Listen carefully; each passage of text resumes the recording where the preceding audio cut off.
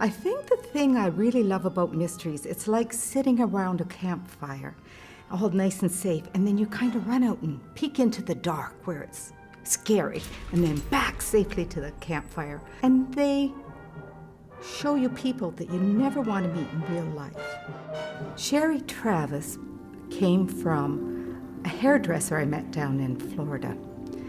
She really did stand-up comedy, riffing on her god-awful husband. And people would come in early for their appointments so that they could listen to her. And they'd say, "Oh, how's your god-awful?" And she'd say, honey, one day I'm gonna cut off more than that man's hair." So, I watched the paper for Bobbitt Stories. I thought she'd do it. She had this wonderful Southern voice and an attitude that you had to love. She just says what pops into her mouth. Sherry has grown up the hard way. She hasn't lived in a safe place. And she comes from an environment where you looked after yourself or you were in trouble.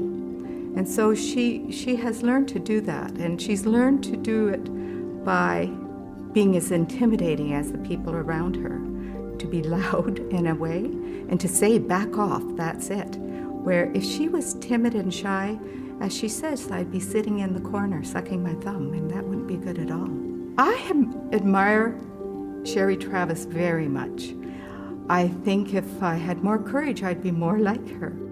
So Florida isn't sort of an even society. You have the very rich right next door to the not so very rich. The have and the have-nothings live side by side. So over the years, you get to see them and know them. And it's one of the things I love about Florida.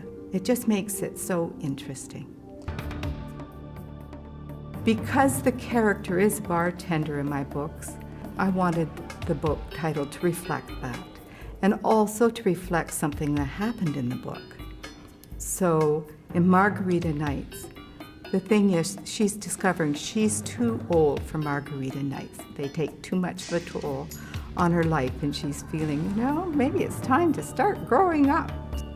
Margarita Nights is just a terrific fast read.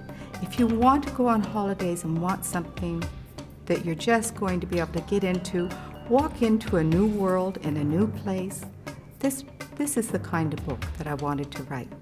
I say it's a traditional mystery, but with grit. It serves Jack Daniels instead of tea.